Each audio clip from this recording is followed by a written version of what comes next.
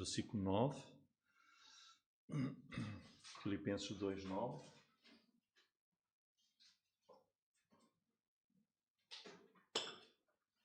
E o tema hoje é a exaltação e a glorificação de Jesus Cristo. E vamos debruçar-nos aqui sobre este tema. Irmãos, um dos grandes objetivos da nossa vida cristã é nós adorarmos a Deus. Esta área espiritual tão importante em que nós adoramos ao Senhor nosso Deus. O Senhor Jesus, quando se encontrou com a mulher samaritana, disse-lhe claramente, disse: o Pai procura os adoradores que o adorem em espírito e em verdade. Portanto, um dos grandes propósitos da nossa vida cristã é termos um tempo de adoração ao nosso Deus. Irmos à presença dele em adoração.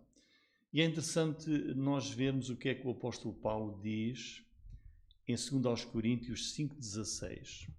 Vamos tentar compreender este versículo. Ele diz assim: daqui por diante, está aqui um marco. Ele diz: olha, daqui por diante, ainda que também tenhamos conhecido Cristo segundo a carne, isso foi uma realidade, os apóstolos conheceram Jesus assim como nós estamos aqui. Jesus foi homem, foi um humano assim, conhecemos-o assim. Contudo, agora já não o conhecemos deste modo. Ele esteve entre nós. O apóstolo João diz: nós vivemos com ele, comemos, bebemos, nós abraçámos, nós apalpámos o seu corpo, mas agora as coisas mudaram. E já vamos ver o que é este agora. Já não o conhecemos deste modo. E de facto Filipenses 2,9 diz: pelo que também Deus o exaltou soberanamente e lhe deu um nome que é sobre todo o nome. Por isso, vamos fazer como Paulo aqui diz, vamos olhar para Cristo, mas de outra forma, onde Ele está agora, que está exaltado no céu, e como cristãos nós precisamos de conhecer todo o plano divino da salvação, no que diz respeito a Jesus. Esse plano que iniciou aqui no mundo com a encarnação. Jesus, Deus fez-se homem, fez-se carne na pessoa do Filho, e passados 33 anos o Senhor deu a sua vida na cruz, morreu e ressuscitou de entre os mortos. E 40 dias depois, como nós vimos na semana passada, 40 dias depois o Senhor ascendeu ao céu, 40 dias depois do domingo da ressurreição. E, portanto, o que nós queremos ver esta noite é o que é que aconteceu com Cristo depois da sua ascensão. Morreu, ressuscitou dentre os mortos com um corpo glorioso, ainda ficou 40 dias a dar ensinamentos e instruções aos apóstolos para a missão mundial, e eles viram-no subir ao céu. Portanto, agora vamos ver o que é que aconteceu quando Jesus desapareceu da vista deles e subiu ao céu. Quer dizer, o que é que aconteceu quando o Senhor entrou no lugar da habitação de Deus, no céu. E a palavra de Deus diz-nos que Jesus foi exaltado. Diz, pelo que Deus também o exaltou soberanamente. Jesus foi, quando subiu ao céu, foi exaltado, foi glorificado. E vamos ver como é que isso foi, onde. Diz aqui, por exemplo, em Hebreus capítulo 8, versículo 1, diz: que está assentado, vejam a dignidade de Jesus, está assentado nos céus à destra do trono da majestade. Quando Jesus deixou o nosso mundo e entrou no céu, diz aqui, assentou-se nos céus à direita da majestade. Por isso Paulo disse, ainda que nós o tenhamos conhecido como homem, agora já não o conhecemos desse modo. E voltando àquele versículo de Filipenses 2,9, diz, Deus o exaltou soberanamente. Quer dizer, quem é que exaltou Jesus Cristo? Foi Deus. Não foi o homem, não diz o homem exaltou, não. Nem diz que foi ele mesmo Jesus. Diz, Deus o exaltou como? Soberanamente. Sem par. Depois, em 1 Pedro 3,22, temos mais outra revelação. O que é que aconteceu a Jesus quando subiu ao céu?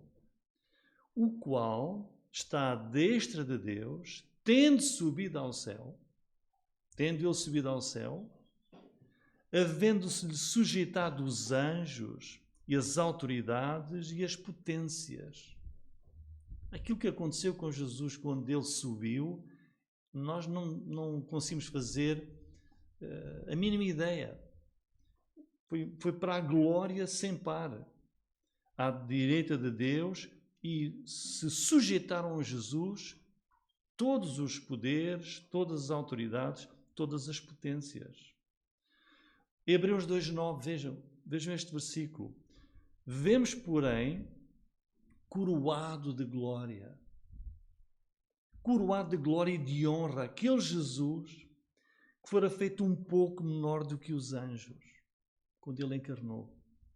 Por causa da paixão da morte, para que pela graça de Deus provasse a morte por todos. Ele encarnou, ele fez-se tão humilde, este Deus. Jesus tinha esta glória. E ele deixou tudo isso e viveu aqui como homem. Mas agora está coroado de glória e de honra. Ele disse em João 17,5 e versículo 24, quando ele estava a orar, Jesus disse, e agora glorifica-me tu, ó Pai, junto de ti mesmo, com aquela glória que tinha contigo antes que o mundo existisse. Jesus sempre teve essa glória, mas prescindiu dela para encarnar. Pai, olha, vejam agora, aqueles que me deste, que são os crentes, quero que onde eu estiver, esta é a vontade de Jesus, aqueles que são crentes, onde eu estiver, também eles estejam comigo, para que vejam a minha glória que me deste, porque tu me amaste antes da fundação do mundo, antes de existir qualquer coisa, antes da criação do universo. Deus, Trino, Pai, Filho e Espírito Santo, perfeita união, perfeito amor. Mas vejam aqui, nós hoje não vemos Jesus, nossos olhos não o podem contemplar. Mas vai chegar o dia em que nós vamos ver Jesus face a face. Ele diz aqui, Pai, eu quero que eles vejam a minha glória, que estejam comigo. É um amor único, este o amor de Jesus, que quer que nós estejamos com Ele e a ver a sua glória. E vamos vê-lo face a face. Portanto, irmãos, o que é que aconteceu com Jesus quando ele subiu ao céu? A ascensão de Jesus é um acontecimento único. Jesus está agora assentado no trono celestial.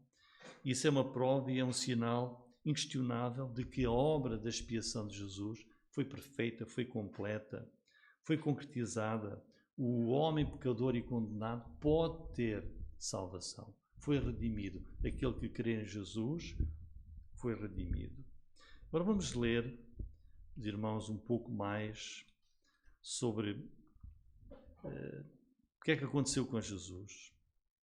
Em Apocalipse capítulo 1, versículo 9, que o apóstolo João tem aquela visão num domingo, que é o dia do Senhor, diz ele explicitamente, ele teve uma visão deste Senhor Jesus.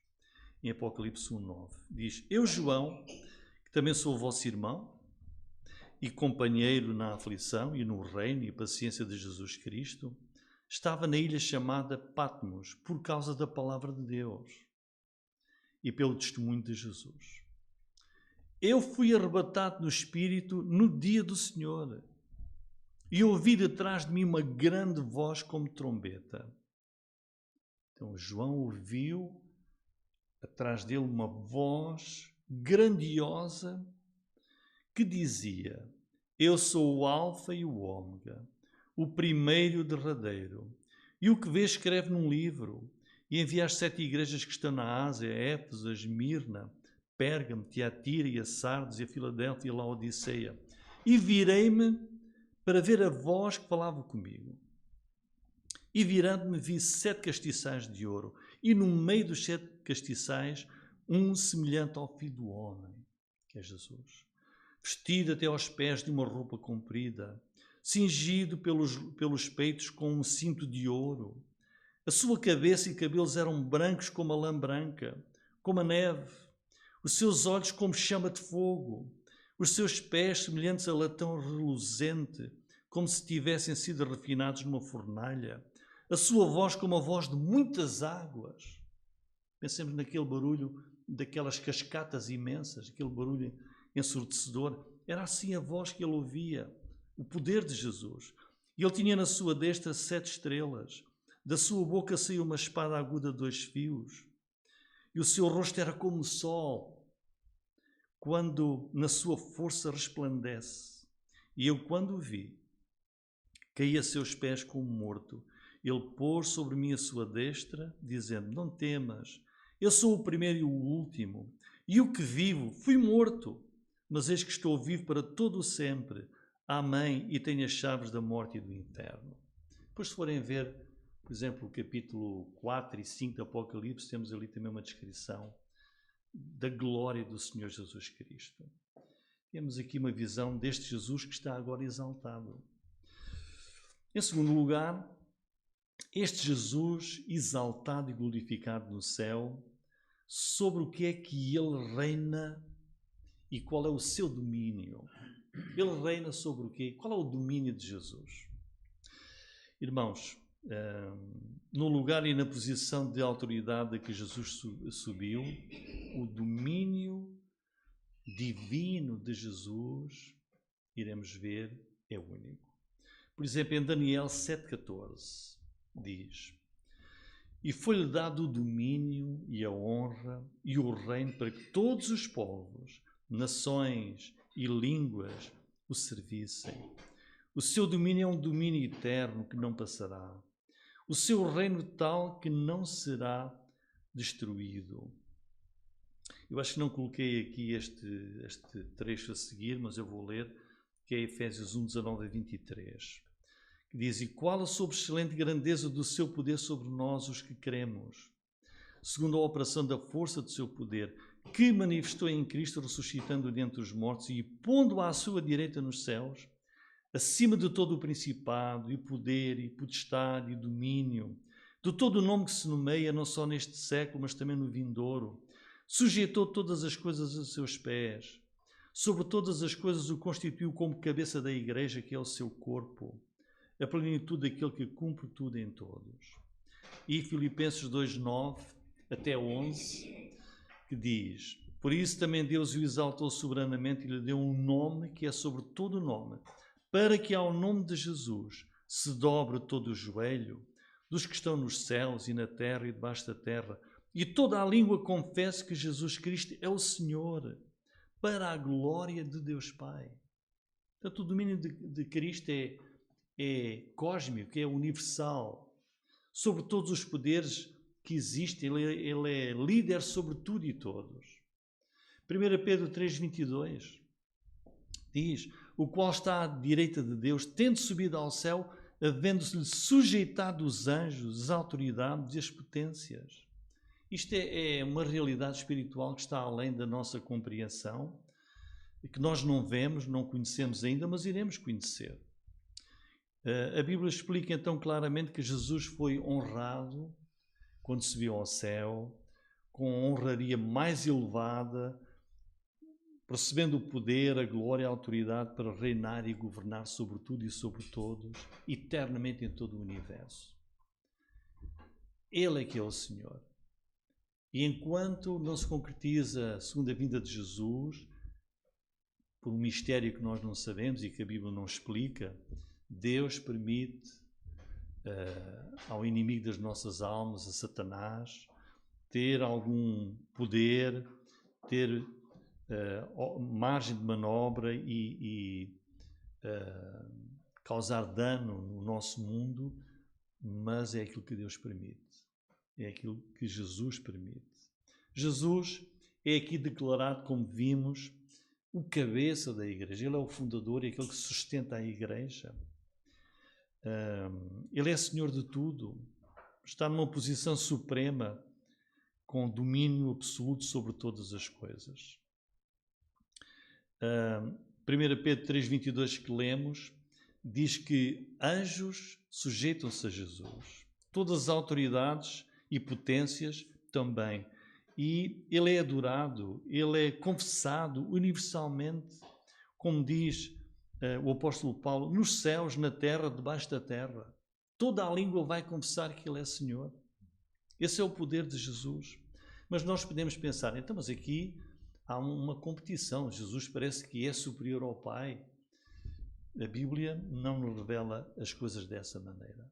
Temos que procurar entender aquilo que a palavra de Deus explica. Porque se nós estivermos com atenção em Filipenses 2,9, o versículo 11 diz que é para a glória de Deus Pai. Jesus é tudo isto e tem todas estas qualidades para a glória de Deus. Não é para ser superior a Deus, é para a glória de Deus. De facto, Jesus disse em João 10,30, eu e o Pai somos um. Jesus tem a mesma glória que o Pai tem a mesma glória que Jesus e o Espírito Santo. Porque Deus é único. Na primeira carta de João nós lemos, e aquele que confessa o Filho tem também o Pai. Não há competição entre o Filho e o Pai. Então vemos aqui, em segundo lugar, o domínio absoluto de Jesus quando ele subiu e foi exaltado e glorificado no céu. Em terceiro lugar, e último, o que é que faz então este Cristo exaltado e glorificado? Ele foi exaltado, tem todo este domínio, toda esta glória, todo este poder, toda esta exaltação. Ele é digno. Agora, o que é que faz Jesus lá, nesse lugar glorificado? Para que é que Jesus subiu ao céu e foi assim exaltado? E vamos ver algumas coisas. Jesus foi exaltado no céu para enviar o Espírito Santo. Nós lemos em João 16,7, todavia digo-vos a verdade que vos convém que eu vá, porque se eu não for, o Consolador não virá a vós, mas quando eu for, vos enviarei. Então, Jesus subiu ao céu e foi glorificado para poder enviar o Espírito Santo. Também para conceder dons espirituais à igreja, para nós podermos servi-lo. Em Efésios 4,8 diz, pelo que diz, subindo ao alto, levou cativo o cativeiro e deu dons aos homens. Também o Senhor subiu para ser o nosso mediador, o nosso intercessor, nosso advogado, nosso sumo sacerdote. Paulo aos Romanos, capítulo 8, versículo 34, diz, quem é que condena? Pois é Cristo quem morreu, ou antes, quem ressuscitou dentre os mortos, o qual está à direita de Deus e também intercede por nós. É o trabalho deste Jesus, este Jesus grandioso, com esta glória, está a fazer o quê? Intercede, pede por nós. Também em Hebreus 8.1, ora, a suma do que temos dito é que temos um sumo sacerdote, então vejam, ele é nosso intercessor, é nosso sumo sacerdote, tal, que está assentado nos céus à destra do trono da majestade. Para vermos a qualidade daquele que é o nosso intercessor, diz, ele está assentado nos céus, à direita, no lugar mais honroso da majestade divina. Ele é um sumo sacerdote, que é aquele que está entre Deus e nós e Deus. Ele é sumo sacerdote. Também Hebreus 9:24, porque Cristo não entrou num santuário feito por mãos. Portanto, onde o Senhor subiu não é algo que tivesse sido feito pelos homens, não. Figura do verdadeiro, porém, no mesmo céu, para agora, portanto, neste tempo, comparecer por nós perante a face de Deus. Ele dá a sua cara por nós perante Deus. É por isso que nós oramos em nome de Jesus, porque Ele é o nosso intercessor. Hebreus 7:25, portanto, pode também salvar perfeitamente os que por Ele, os que no nome dEle, no nome de Jesus, fazem o quê? Se chegam a Deus, buscam a Deus, vivendo sempre para interceder por eles, dia e noite, todas as horas, todos os minutos. A vida de Jesus agora, diz, Ele vive sempre para interceder por eles, na batalha das nossas vidas. E depois Hebreus 4:14 também diz, o que é que Ele faz?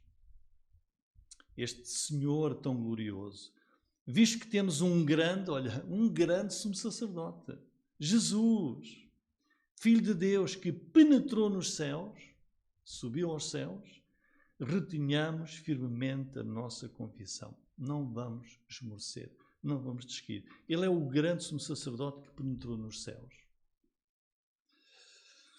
Jesus, o que é que Ele faz mais? Ele foi para cumprir a promessa que nos deixou de ir preparar um lugar para nós. Os irmãos podem ler Apocalipse capítulo 21 e 22, a descrição da Nova Jerusalém. Ele prometeu ainda, quando estava com os apóstolos, em João 14, 2 e 3, na casa de meu Pai há muitas moradas. Se não fosse assim, eu vos teria dito, vou preparar-vos lugar. Ele foi preparar um lugar. E quando eu for e vos preparar lugar, virei outra vez, que é a segunda vinda, e vos levarei para mim mesmo, para que onde eu estiver, estejais vós também. Jesus foi há 2000 anos, mas Ele diz, mas eu virei de novo para vos levar, para que onde eu estiver vocês também estejam, na mesma glória, e possam contemplar a minha glória.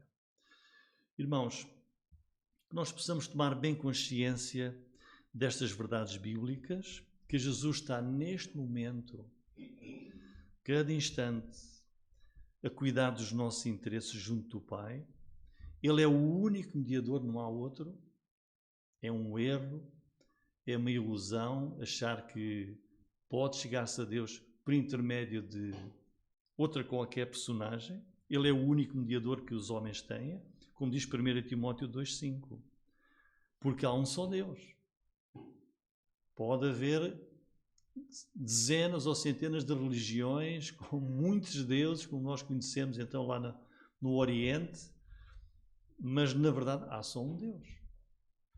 E há também um só mediador entre Deus e os homens, Jesus Cristo, homem, porque vive entre nós. 1 Timóteo 2,5. Em conclusão, irmãos, a ascensão de Jesus, a exaltação e a glorificação de Cristo quando subiu ao céu, são importantíssimas para a fé cristã. O Senhor Jesus tem os seus olhos como nosso Senhor e Salvador postos em nós. Jesus está em nós, ao nosso lado, a cada dia, e um dia no futuro nós vamos estar com Ele. Para sempre, vamos vê-lo face a face, vamos estar sempre com Ele. E, de facto, nada vai faltar nesse lugar onde está agora aquele que encarnou, veio ao mundo, morreu e ressuscitou. E subiu de novo para os céus. O Salmo 16, versículo 11 garante isso. Veja o que é que diz. Far-me-ás ver a vereda da vida. Na tua presença há fartura de alegrias. À tua mão direita há delícias perpetuamente. Esta vai ser a nossa realidade eternamente. Irmãos, sabendo estas verdades bíblicas, verdades divinas sobre o Senhor Jesus Cristo, então qual deve ser a nossa atitude? Paulo disse, olha, embora nós tenhamos conhecido ao Senhor quando Ele esteve em carne, agora já nós não o conhecemos assim. E olhando para esta realidade, a nossa atitude só pode ser de um amor profundo, de uma gratidão sem par, de temor, de reverência, de humildade, de adoração. Este Senhor que diz aqui tem um nome acima de todo o nome. Ele é o cabeça da igreja, domina sobre tudo e sobre todos os poderes, está exaltado e glorificado sobre todo o universo. Então que nós possamos adorar e termos grande humildade perante este Senhor que foi exaltado e glorificado quando subiu aos céus. Irmãos, amém? Vamos então terminar o nosso culto e vamos cantar um cântico que é o número 136. 136. Fiquemos em pé para cantar este cântico.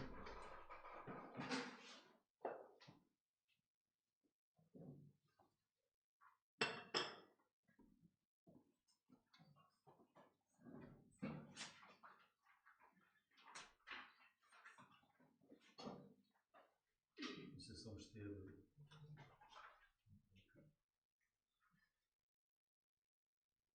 Podemos ter uns livros cânticos. 136. Sim. Muito bem, então vamos cantar esse cântico.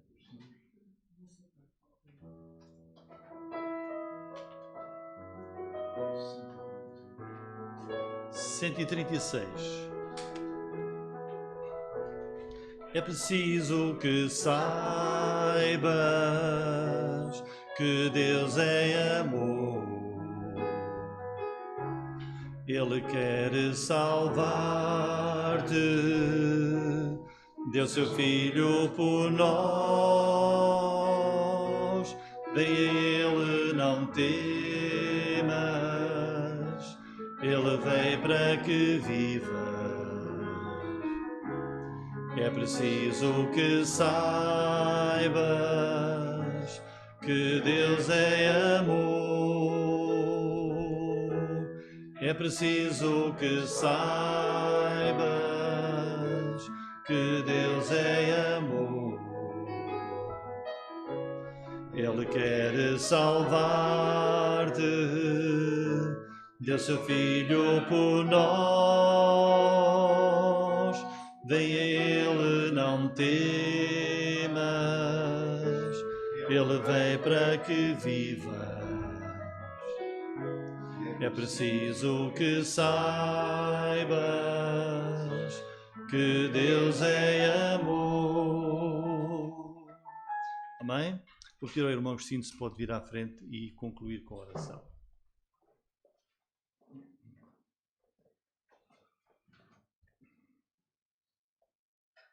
Santíssimo Deus, damos-te graças e louvores pela oportunidade e privilégio que tivemos de vir à tua casa, congregar-nos em teu nome, aprender mais da tua palavra e também exaltar-te, Senhor, porque tu és o único Deus vivo e verdadeiro em quem nós confiamos e a quem nós somos fiéis. Por isso, Senhor, nós te agradecemos este tempo que tivemos aqui congregados em teu nome e agradecemos-te pela mensagem que o teu servo trouxe até nós, que pôs em realce a exaltação de Jesus Cristo. Jesus Cristo foi exaltado de uma forma única, acima de todo nome, acima de toda a potência e potestade, num lugar único em que todo o joelho se deve dobrar. Nós também dobramos o joelho a ti, a Jesus, Senhor, porque nós tivemos a felicidade de poder aceitá-lo como nosso Salvador pessoal, garantindo com isso a nossa salvação eterna. E é neste espírito que nós estamos aqui em louvor e adoração, em espírito e em verdade, que é assim que tu queres os adoradores, que te adorem em espírito e em verdade. Senhor, pedimos-te que alivies as cargas daqueles que estão sobrecarregados com vários problemas, Senhor, de saúde, de outro tipo qualquer de problemas. Alivia-os, Senhor, porque depende de ti, nem precisa de uma palavra ser dita e tudo se tornará realidade. Pedimos também, Senhor, que nos despeças em paz. Em nome de Deus te pedimos e agradecemos. Amém. Amém. Amém, irmãos. Então, boa noite a todos e, querendo o Senhor, marcamos encontro domingo às 16 horas. Amém.